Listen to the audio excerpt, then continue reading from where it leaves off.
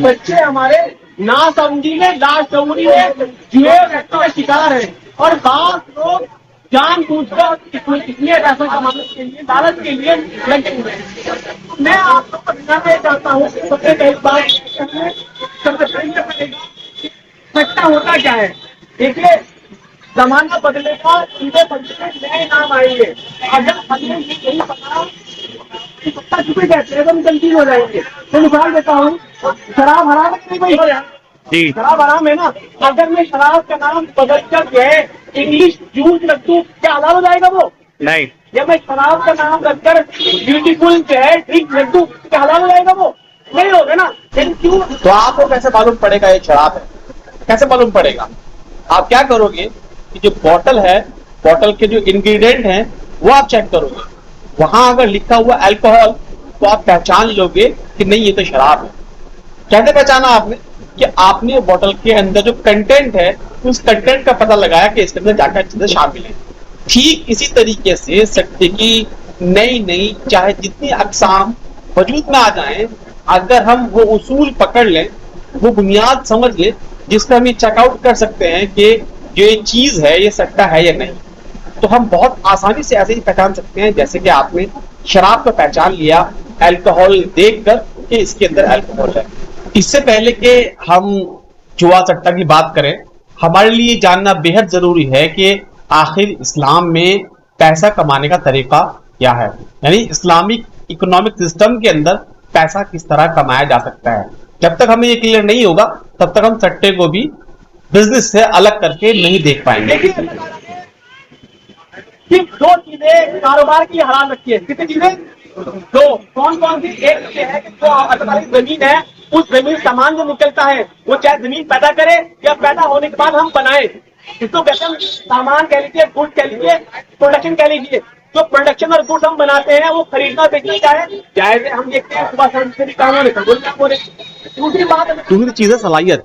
अल्लाह ने मुख्तलिफ इंसानों को मुख्तलिफ किस्म की सलाहियतें दी हैं और ये सलाहियतें इंसान इल्म हासिल कर ट्रेनिंग लेकर एक्सपीरियंस से बढ़ा भी लेता है। तो इन सलाहियतों के जरिए जो इंसान सर्विस प्रोवाइड करता है, यानी इन सलाहियतों को बेचकर जो इंसान पैसा कमाता है वो भी जायज है।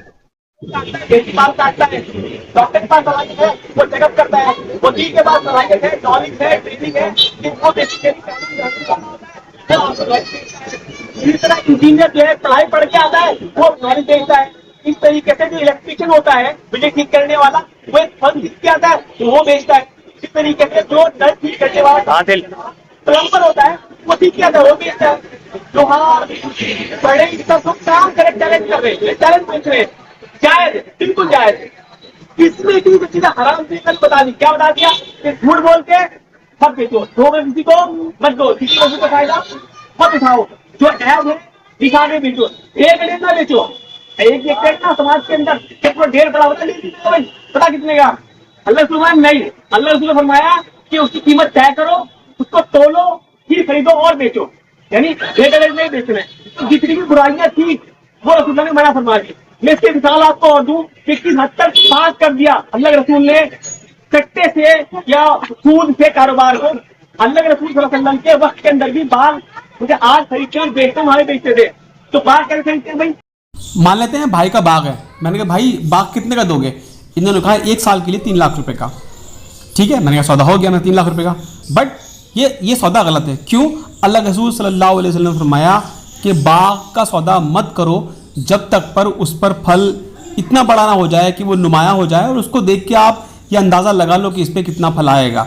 या बात हदीस के अंदर आता है जब तक आफत का ज़माना न गुजर जाए या आंधी का ज़माना न गुजर जाए तब तक बाग का सौदा ना करो, क्योंकि फल आने से पहले बेच देने से किसी एक का फायदा किसी एक का नुकसान होगा। आइए हम समझते हैं कि आखिर सट्टा क्या होता है, सट्टा हम किसे कहते हैं। जुआ या सट्टा ये है कि जब हम ना कोई सामान बेचते, न हम कोई सर्विस प्रोवाइड करते, बल्कि किसी बात के होने पर या ना होने पर हम पैसा लगाते हैं, यानी किसी अनसर्टेन इवेंट पर हम पैसा लगाते हैं कि इवेंट हमारे फेवर में आया तो हम जीत जाएंगे, हमारे अगेंस्ट आया तो हम हार जाएंगे। ये बहुत इंपॉर्टेंट बात। अगर ये बात समझ में आई है तो मैं सबसे पहले बात करना चाहता हूं उन कंपनीज की जो आज के वक्त में बिजनेस के नाम पर सट्टे का कारोबार करती हैं और बिजनेस के नाम पर लोगों से पैसा उठा रही हैं। क्या है QFS के बारे में 2-3 बार रेट बढ़ चुकी। ये फ्रॉड कंपनी है, धोखा देने वाली कंपनी है।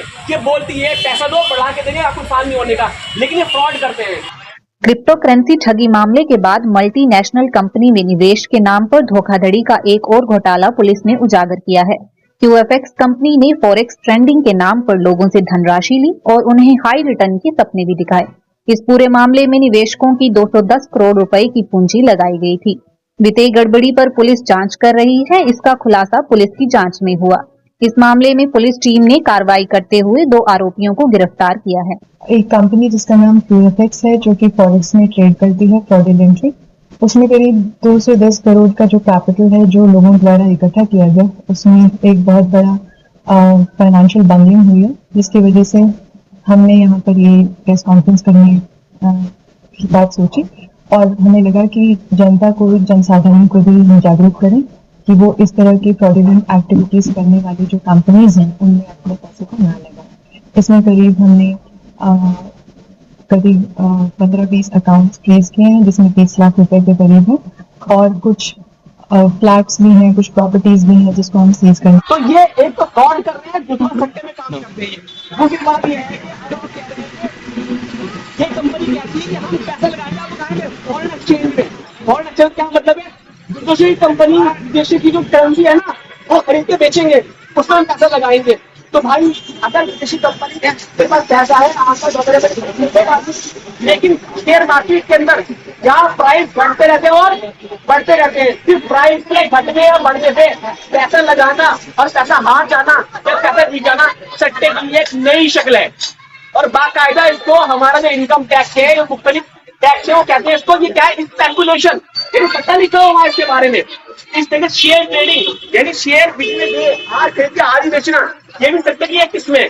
तो शेयर ट्रेडिंग कर लीजिए आप, या फॉरेन एक्सचेंज ट्रेडिंग कर लीजिए आप, चाहे उसका नाम QFS रखिए, YFS रखिए, कुछ भी रखिए, सब जो है सट्टे की किस्में हैं। एक और बड़ी मिसाल की आम चीजें है, वो है Dream11, My11, माई प्लेइंग 11। आप जानते हैं ना, बड़े बड़े क्रिकेटर इनका ऐड कर रहे हैं, बड़े बड़े स्टार इनका ऐड कर रहे हैं। ये टीम बना के पैसा लगाना, हारना और जीतना सब सट्टा है। इस तरीके से छोटे छोटे बच्चों की वीडियो गेम बना दिए गए। एक और बहुत आम गेम है, वो है एविएटर।